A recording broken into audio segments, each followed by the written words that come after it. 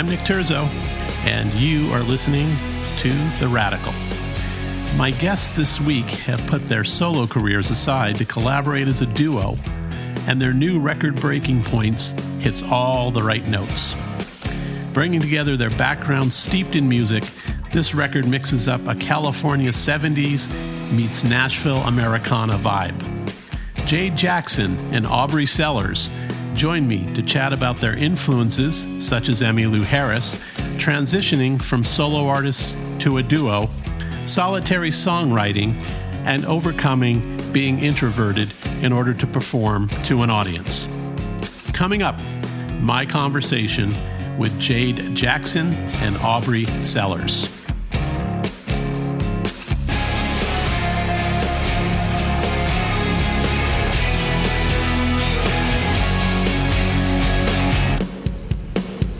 Hello, Jade, and hello, Aubrie. Hi. Thank you. And you tour, your last name's Jackons+Sellers is the name of the act or the band? Yes.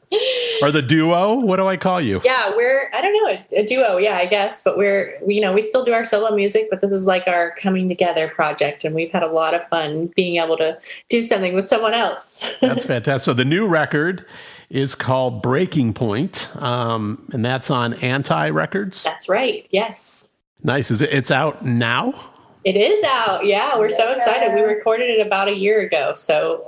oh, you did? Good timing, like a year almost exactly. Wow. So you've been have you inched out singles then during that year, or did you not? Yes, we did. We put out 3 songs, I think, before the record came out, so... that was fun. Did a little music video and a little photo shoot and did the fun part. So no, but the real fun part is making the record. Yes.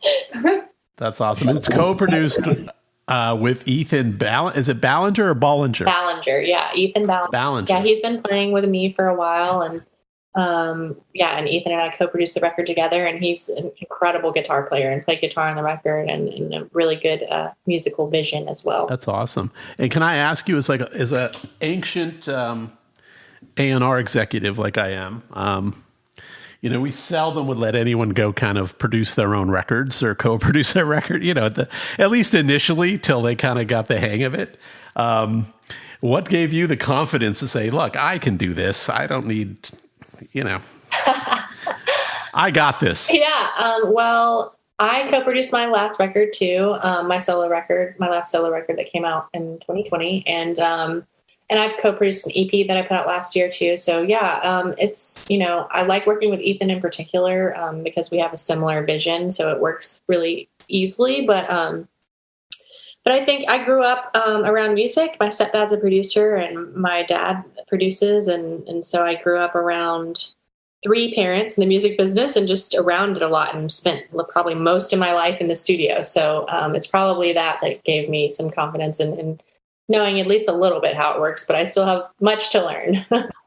I mean, did you do this kind of in the box, or did you actually remotely, or did you actually show up in a studio and record? No, we showed up in the studio. So we actually recorded it at this brand new studio in East Nashville called The Cabin that Maddie Alger, who played drums on the record, opened. And so that was super fun. And Jade can tell you a little bit about how we got together at first, because initially we recorded a couple of demos in LA. Yeah, so I'm not sure if you're aware of this, but Aubrie and I crossed paths for the first time in 2019. We both played the same showcase at Americana Fest, and since had been keeping tabs on each other. I didn't know that she was following me on Instagram, Facebook, and whatever, but I definitely was following her since I saw her perform that night. And with the pandemic and everything kind of shifting gears for everyone, I started gathering up songs to do my, 3rd solo project. And one of the songs that I wanted to put on that record, I just kept hearing really strong female harmonies on. Like I was visualizing this specific sound, and Aubrie came to the forefront of my mind. And so I just slid into her DMs and she messaged me back. And a few days later, I drove down to LA where she was living at the time, which was 3 hours from my house at the time.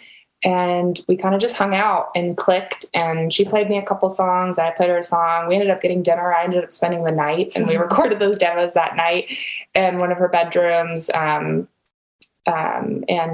sent it to the label to just try and get them to fund 1 or 2 singles. And they asked us to do a record. And 3 months later, we had the record done. Yeah. So it all happened really quickly. Mm-hmm. That's fantastic. Well, and it's interesting because it's, we all have the evils of social media that we all know and pound our drums about. It's just interesting. It's interesting how, these collaborations can actually form somewhat similarly. I mean, even though you knew of each other outside of that, but it's interesting how you can kind of just reach out to someone. And you're right. I mean, maybe this never would have happened if it weren't for Instagram. It's really easy. Yeah. And what's your process as a duo? I mean, who are you switching off lead vocals on each song? How does and in songwriting, how do you guys collaborate? Yeah. So the reason we put out Devil as an Angel as the first singles, because we kind of sing equally on that. And we do that on a couple tracks. And it's interesting. We explored not only singing harmony, but singing in unison. And we both sing on every track on the record, but on the songs that we wrote, we take a little more of the lead on. So the ones that we wrote individually. So Jade, that's Waste Your Time, Hush, As You Run. Is that it? Yeah. And then Aubrey's Breaking Point, World is Black, Fair Weather. Yeah. And then we did Wound Up was the only song that we wrote together. And that was a song I had started with Ethan actually, and hadn't completed and wasn't really loving the lyrics that I had. And I was like, Jade, let's try writing this. And it was literally the day or before we went to the studio or something. And we were like, let's rewrite this. And it went really smoothly. So we were like, we need to write together more if we do any more music together. But so yeah, it's a combination of all of that. Yeah, we definitely would have done more collaborations if we had the time, but I was in California. She had just moved to Nashville. And so we also had all these songs already that we wanted to record. So we were playing our catalogs kind of for each other and then being like, do you like any of these? Well, that's kind of a nice way to kick it off. Nothing wrong with that. How did you guys manage to kind of put together the Anti thing so quickly then? Like I said, we sent the president of Anti, we sent him the 2 demos that we had done at Aubree's, one of her bedrooms at her house in LA. And Jade is on Anti already. Yeah, I was on Anti. I put out a couple records with them before. And I was like, hey, I want to do this single with Jackons+Sellers. And they got back to us and asked us if we do 10 songs and have it be a record. And so yes. I was like, yeah, because we kind of already, I feel like in the time that we had got together and met up, we were showing each other bits and pieces of songs. So I think we both kind of knew that we had enough material, and it wasn't like, oh my God, we have to come up with all these songs in a couple months. It was more like, oh, we get to do these songs together. It just kind of worked out. It just was very smooth the way that it all worked out. It's really interesting because people have asked us what challenges we've had making this record, and we're like, honestly, not many, if any, because we've had plenty of challenges in our solo careers and whatever else, but everything about this came together really easily, and it was our little blessing, especially in the midst of all the tours being canceled and not knowing what was going to happen. We kind of got to have this blessing, and that's why we called it Breaking Point, is because even though Breaking Point, the song, can be seen as a negative thing, we kind of saw it also as a positive thing, this pandemic that destroyed our business. This was our breaking point and our positive thing that came out of it, Right. And now having look, you called it a blessing, having seen, both sides of the coin, being a solo artist and now kind of doing something where you have a collaborator, someone's got your back a little bit creatively. What do you see now as far as your solo careers? I mean, do you like this better now?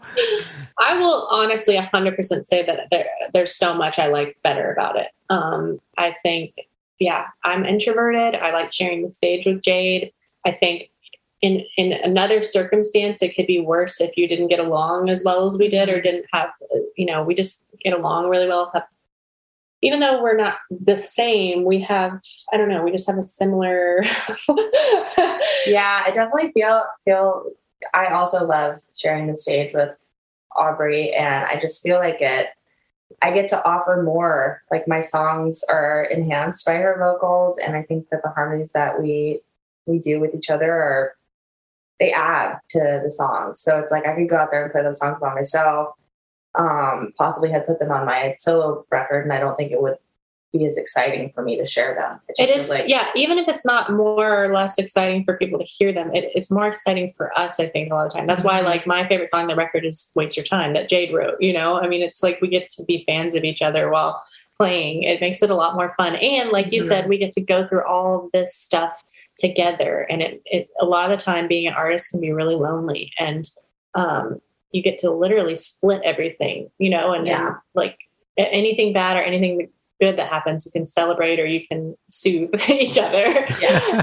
That doesn't mean like, you know, we still have our own solo stuff and, you know, we love that too, but I have really enjoyed this. That's awesome. And so Aubrie, you touched on it a little bit with your family, being kind of in the music business in some ways.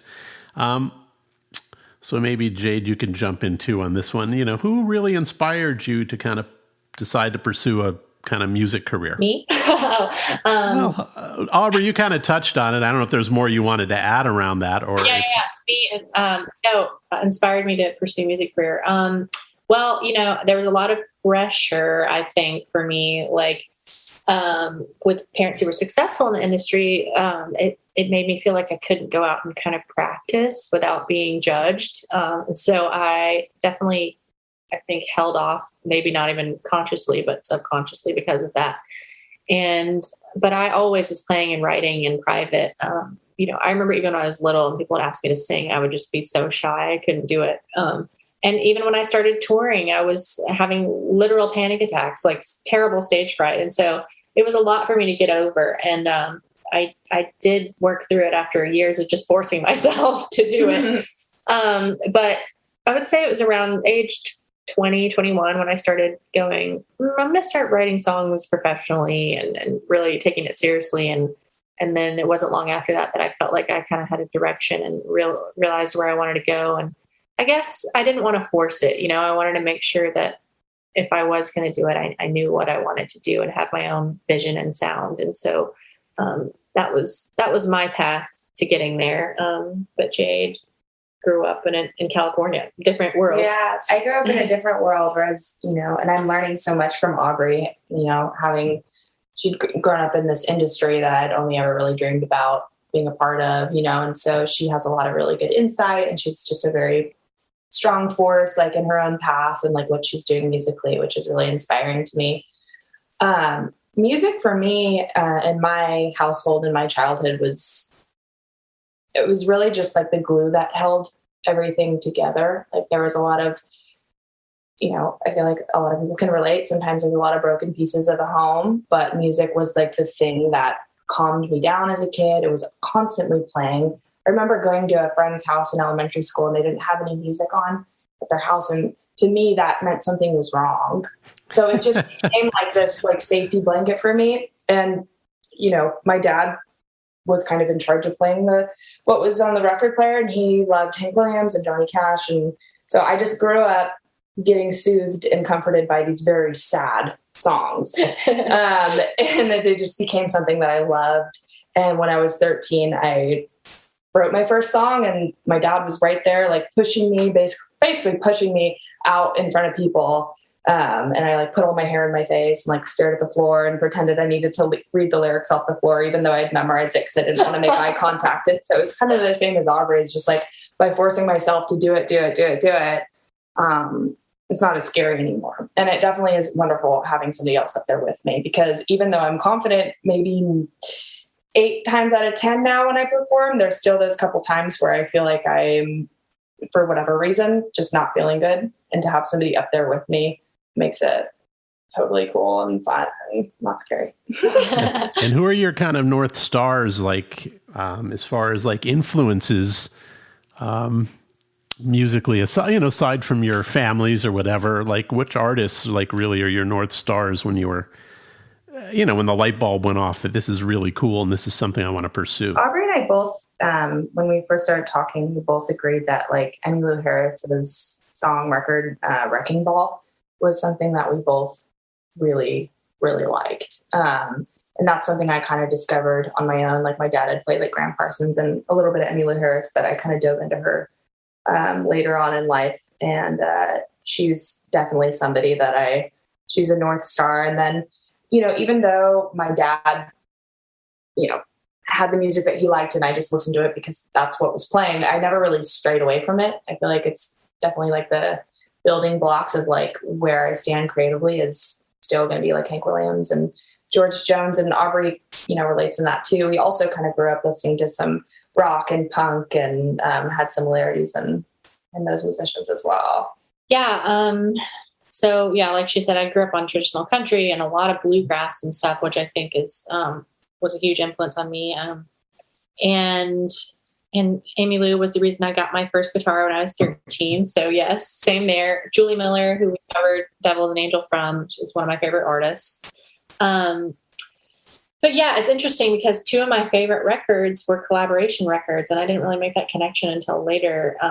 I always viewed it as, these two different sounds coming together. And so on my first two records, that was kind of my goal, was like to take all my influences and combine them. And so I loved Raising Sand with Robert Plant and Alison Krauss. And I loved the record that Jack White produced for Loretta Lynn, Bandolier Rose. But then we made this record and I was like, well, this is a collaboration record, just like my favorite records, So I thought that was really cool. And I didn't really think about that until later. So, down the road, do you have touring plans now? Or are you kind of putting things together now that this is, I don't know, people are coming up with strategies to tour. What's your strategy? Yeah, it's weird how it's still like in some places it seems totally normal and in other places not. So we had a tour that canceled this month.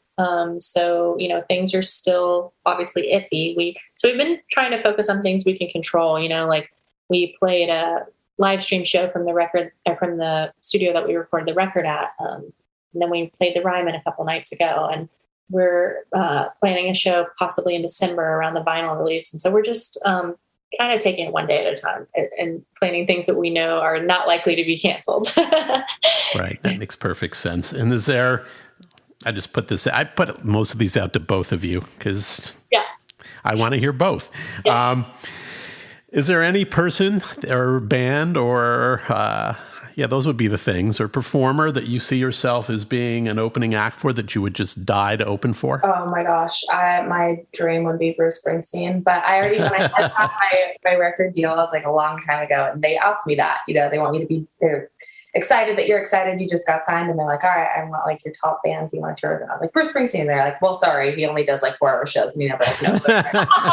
We'll never get to open for him, but who else? But like, you're like, I don't care, I'll do it. I don't know. He's just like, I'm surprised that when we talk about North Stars, he's like my, and it's funny because I'm not super familiar with his entire collection, but like the records that I have listened to of his are like my life jackets in the world. I'm obsessed with him. I don't know who else would be fun to tour with. Yeah, for me, like I would love to play with more rock artists just because I haven't gotten to. So like I said, like Jack White would be super awesome, or that'd be cool. Bands like I love Franz, like the first Franz Ferdinand record, and like even people like the Killers, or I just think those were super fun tours to be on.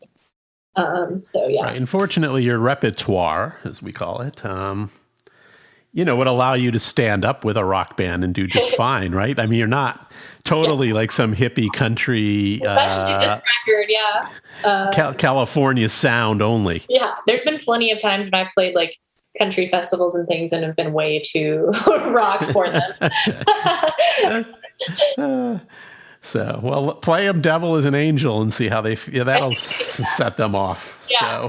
So, is there any career out there? Where do you guys look? It's hard for me to say this because I know you want to pursue your solo careers also, but is there somewhere you guys see yourselves in the pantheon of careers in 5 to 10 years? Like, where would you like to be? I'll let Jade speak for herself. But what do you mean by the pantheon of careers? Pantheon. What does that mean? He just means like it's a compliment, kind of in a way, like in the whole scope and scale of the music business. I'm trying to put you guys near the top of the pyramid. So, what do you see for yourself career-wise in 5 to 10 years, basically? Well, first of all, I love that word. I love words. So every time I hear one, I don't. understand I'm always going to like be the person who asks and look like an idiot. But anyways, thank you for explaining. No, that's the smart person that does that, not the Oh, thank you. Well, pretty much since I wrote my first song at 13 and connecting with my dad and performing, even though it was uncomfortable at first, I had like this weird gravitational pull toward my musical career. And I can't predict what that's going to look like. I couldn't have predicted where I would be at now back then, but I just know that that's really the only thing I 100% know that makes sense of why I would be here in the world. And not because I'm saying my stuff is so great or anything. It's just really the only thing that like gives me relief and makes me feel like I have purpose. So I think because of that, I just will I'll keep going until, until I die, pretty much. So I don't know, I could die tomorrow, I could die in 10 years, but I mean, it would be really nice to like get to tour and then tour with us. Whatever, yeah, just like whenever I die, that's when it ends. That's when it ends. But yeah, I mean, everyone wants to play in front of a big audience. So, at least I would love to travel in a tour bus instead of a van with 5 dudes, but like, if that doesn't happen, it's not going to make me stop. Yeah. So hopefully in 5 years that will happen, but if it doesn't, it's all good. I'll still be the band. Yeah. I mean, for me, like growing up around music, like we said, like music is and will always be a huge part of my life. But I will say I have more of a, I don't know, I'm a person of varied interests. I love learning. That's like my number one personality trait is I love to learn. And so, and I like to have new experiences. So I will always be doing music, but likely doing other things as well. And yeah. And I mean, do you feel like the performer part of this is like that's your real passion? And Aubrie, in your case, you're producing and all that stuff and, maybe look at songwriting. And I mean, are all those components on the table, or is performer kind of like, this is it, this is what we're doing? No, for me, for sure. I being in the studio and creating music is my favorite part of it. So, that's the part that I would feel was really missing for me if I weren't making music, I enjoy performing and I enjoyed even more with Jade, but I don't see myself I never have seen myself as like an entertainer. Like that, I'm not an extroverted personality. So that doesn't mean I can't be entertaining, but but that's not the part of music that lights me up. I don't know. Jade, I think, sees herself as a songwriter, right? Yeah, that's what I always wanted to be. I never saw myself as a singer or performer. I love performing, only because it can be the most difficult thing ever to do for me as someone who's also an introvert like Aubrie. It's like when I'm having those anxious days and I have to play a show, I can't think of one other thing I'd want to do less. And in doing that, I get to grow as a person at a more rapid pace than if I was just doing something comfortable. So performing gets me out of my comfort zone oftentimes, which I really, truly believe is how I'm kind of obsessed with growing as a person. I know Aubrie is too. And it just helps. So I love it in that way. But as far as like what really, lights me up in the scope of things, if I could just like cherry pick one thing out of there, it would be songwriting. It's my therapy process. And it's also what I find the most interesting out of everything. It's just like the craftsmanship of a song and words and lyrics. It's just like, I love that the most. It's interesting what you said about, like stage fright or whatever, performing being like a growing process, because obviously that's true. But I feel like a lot of people say that like people's number one fear is public speaking. Mm. And so it's kind of a similar thing. And I do think that having anxiety and being introverted and then overcoming that fear, even if it takes literal years of panic attacks, makes you feel like I can literally do anything now. Yeah. You know what I mean? Because you're like, there isn't anything harder that we could have done, like for our personality, you know what I mean? So it's like, so it is empowering because of that. Yeah. But what I find fascinating nowadays is, touring was such a huge component of, the 90s and the 80s and the 70s and, and really building a career. And it feels like nowadays it's a little bit kind of less important in one way. I know income-wise it's important. Yeah, that's the thing, is it's more important income-wise, but it feels less important in all the other ways. Yeah, that's what's weird, because you could almost be an artist and hide yourself in your bedroom in the box making music and not ever come out. So it's a weird juxtaposition kind of for artists today, I think. For sure. In that regard. I was wondering, have you ever had a great piece of advice that came from another musician that you've received that registered? Jade, you go. Well, one of my favorite bands is Lucero, and my band got to open for them right before everything shut down. And there was I got sick on the tour. And so I went to the, ER, and they put me on a bunch of steroids. And I didn't know that steroids make you cry. They just make you bawl your eyes out.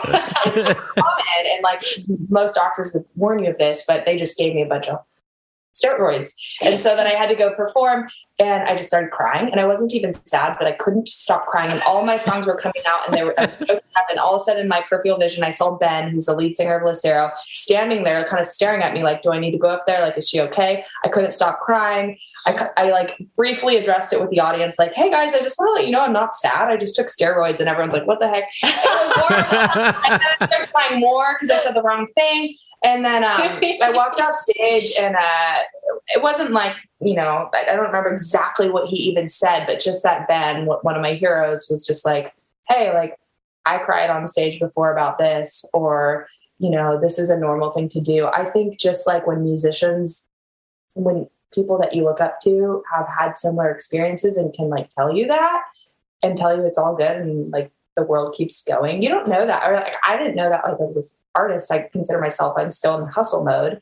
And it feels like at times, like if I make one wrong decision, like everything's derailed. And so to have somebody who's, been doing it a lot longer than me tell me, no, that wasn't even a big deal. Like, it's fine. Just keep on going.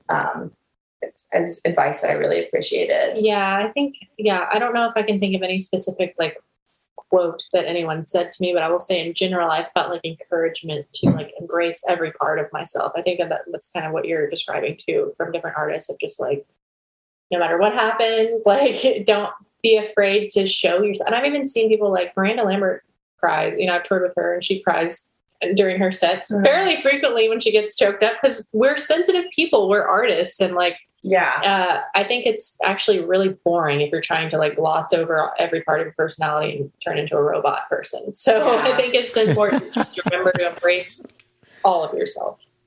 No, that's good. Those are good advice. That's very good advice, and validation, from someone who's doing what you do is really important. So I'm glad you've gotten some of that. So having part of you based in Nashville, I mean, you're somewhat Nashville-centric. And I know for women, Nashville's always kind of been its own challenge. So I just wanted to ask, like, what would you guys like to see most change? You ladies, excuse me, I shouldn't use the word guys. What would you like to see most change kind of in the music industry?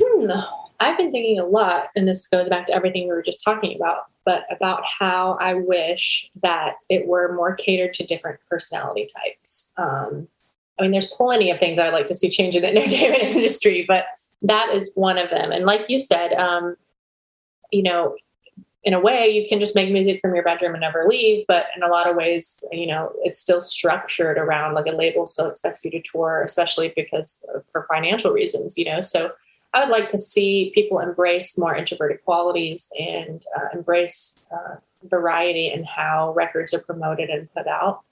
That's what I would like to see, and just some more kindness to the artist. What about you? Yeah, no, I totally agree with her. I think she's really onto something there that a lot of us can relate to as artists, because you meet artists. Being an artist, you play a showcase, you play here, you play there, and you meet other people that are like-minded. And most people are very insecure and uncomfortable. And as like a fan watching a show, you can't tell that because they're performing, but that's not necessarily who they are. That's just what they're doing for whatever reason. And so for the industry to be able to cater more towards the sensitive person and not just like throw us out into the wolves and have us do all this like extroverted thing, Yeah. And I think it's not, we can say like, oh, it can sound kind of lighthearted, but on a deeper level, I think you see a lot of very sensitive, introverted types of people having to live a lifestyle that is really hard, even for people who aren't sensitive or introverted. Yeah. So, you're constantly in new places, you're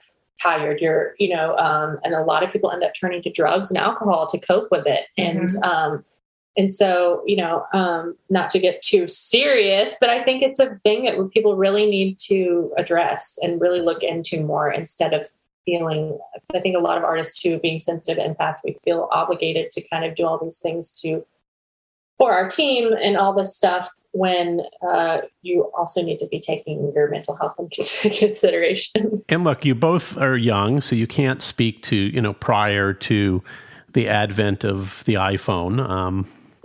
But, and coupled with what you were just saying, I mean, is that for someone who's kind of sensitive and kind of requires kind of a certain energy, is that difficult to be in a room like where people always have these phones in front of their faces while you're performing? I mean, is that? I think it adds another layer of, well, now anything you do is going to be there forever almost, it's not anymore just, I'll play this show. And if it's imperfect, it's okay because it was in that moment and everybody can feel the energy in the room. And it's just very different than if somebody's watching it, 10 years later on YouTube or something, you know what I mean? So there is like this extra layer of weird pressure maybe, or like, and just kind of like takes everyone out of the moment. And so, yeah, there's a lot of that too. I think also just the pressure to now not just be a music artist anymore, but to have to be like a content factory and a stylist artist and like do every job, and it takes a lot of focus away from the creating of the music. Yeah, definitely. I feel like as far as people having cell phones in the crowd, it's pretty circumstantial. Like if it's like a big old room and it's packed and people are excited and the energy's good and people are filming, I'm like, yeah, they're filming. But if it's like a cafe with like 4 people, which also I will do, and one person's looking the whole time, then it's a completely different feeling. But as far like I kind of grew up in my parents are not Amish, but they were like pretty much lived in the lifestyle of like, they garden for food and we didn't have cell phones and internet. And I didn't have an iPhone until I got signed. The record label made me get one. And they were trying to walk me through Instagram. And I remember I was just crying. So I was like, I don't get it. Like, you share things with, and I was like, well, with who? And they're like, well, with anyone who's following you. And I was like, well, what if they don't know me or they don't get my sense of humor? Like I had such a hard time understanding how this platform was supposed to help my music. I thought, I just thought I was going to play songs and then it would work out. Like it did for this person or that person, but I would say like it's been hard. TikTok or something is a good example because it's a newer one. Like, I feel like there's this pressure like from labels or things to be like, hey, you guys need to do this because this is what everyone else is doing. And if they're doing it, they're going to be, more people are going to see their music and blah, blah, blah. And I get it. But also it's like, just because that's what other people are doing, does that mean that's what they should be doing? Like, you know what I mean? Like, which brings us back to Aubrie's point about restructuring all of this. Yeah, like just because, it's kind of getting caught up in a rat race almost. Just because other people are doing it doesn't mean you should be doing it. That's kind of my philosophy on it. And that's where you come into like the philosophical arguments of like business and creativity mixing, because in a way they can lift each other up, but in many other ways, they do not fit together. So you've got business people saying, you need to do this, and creative people are saying, no. Yeah. Understood. Yeah.